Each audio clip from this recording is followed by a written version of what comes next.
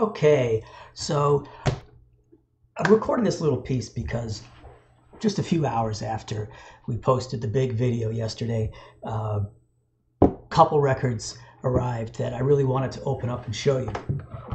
So we're going to have a little modern harmonic special, go deeper into the Sun Ra and the Love is a Drag releases that I touched on briefly before. So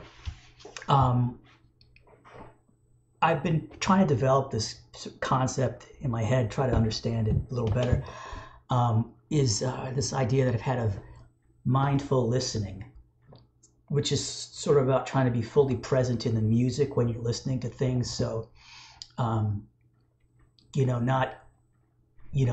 doing Twitter, not reading, certainly not cooking or engaging in conversation. I mean, that's all fine. Music is great in the background, but listening to music a foreground activity where you're sitting there and that's your activity, is listening to something. And the reason I'm talking about that is because I have been trying to figure out Sun Ra for decades. Well, not decade. Yeah, maybe. Long time. And I find that I'm starting to get some kind of idea of what he's doing when I really let it sink in and focus on it. So let's take a look at this Sun Ra package here. So it's a triple gatefold, triple LP. It contains, here we are. Here's the inside, as you can see, great liner notes. This photograph was taken at a Sun Ra concert in Portland, here in Portland, Maine, in 1986. And the photographer is Frank Campbell. He lives up in the Bangor, Maine area, and he's a regular at the Bangor Bull Moose. So it's very cool to have that local connection to Saturn. So what I've sort of figured out, just as an example of what this mindful listening, where it leads me, is, how a lot of Sun Ra, if you're familiar with it, a lot of his piano or synthesizer playing, organ playing, almost sounds random, like it could be a cat running on the keys. But what I've come to realize from really focusing on it is a lot of the times what he's doing seems to be quite intentional, where he's playing inside. You can hear he's right in the groove, especially on some of the stuff where his band is swinging like hell.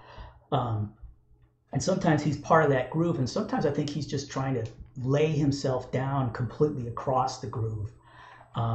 And so he's experimenting, I think, with, and not just being across the groove, but being across the tonality or even across the melody. So I think what he's trying to do, I don't know, what I find is that when I focus on his playing, it's a constant surprise, because I never know if he's going to be in or out, and sometimes out is just like almost a comment on in, or he's commenting on other ways of jazz, of accompanying people with the piano.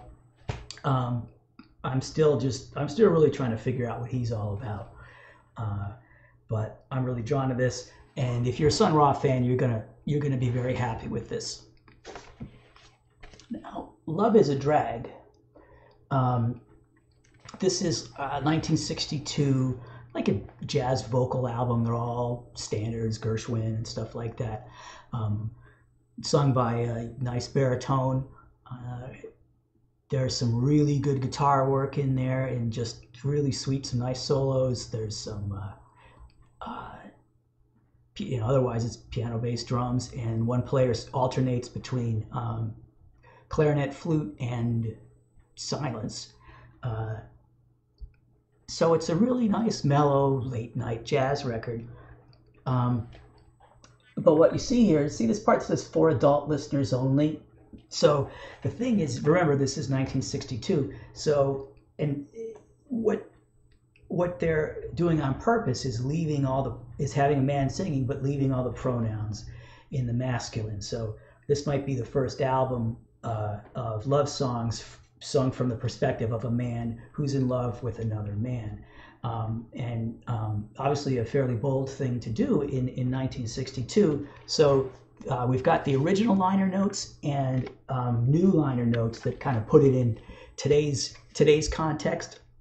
But the original ones seem to go out of their way not to mention homosexuality. And where the mindful listening comes in here is putting the lyrics to these songs in sort of in the context of the time, and how so there's stuff where it sounds like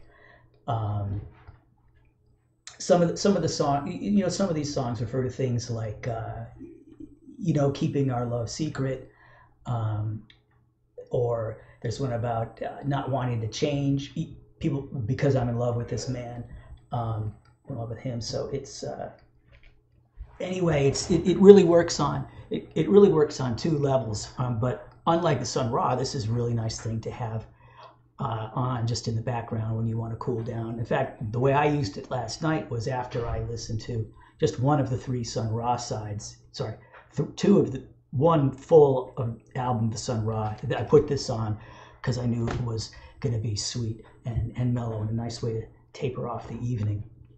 Now, as a bonus, I also have an opportunity to show you something that you could probably still find on Black Friday. It was an indie exclusive that Modern Harmonic put out. There were 750 copies of this, but it came out just a few months ago, so I imagine you have a good chance of finding one. And as you see here, there's this fantastic, I love this great like retro futurist artwork. Again, great liner notes. And this is actually a vocal album, so it's all assembled. All the tracks have vocals on them, and a lot of them involve the space themes. I mean, no surprise, this is Sun Ra. But thanks for listening to this little piece, and I hope you have a better idea of a couple more things you should be looking for. All right, see you Friday. Can you believe I forgot to show you the vinyl colors? So, Love is a Drag is a nice transparent gold. Nice transparent gold. Looks like one of the RTI sleeves here. Yep. Love is a Drag and the Sun Ra from '91. Those were both pressed at RTI. And now that little bonus one that I showed you, this one. So remember the cover, the dominant colors on the cover. So record one is yellow, same kind of yellow as the other one. And you've probably guessed already that transparent blue, and yes, indeed, that's what we have. Okay, that's better, right?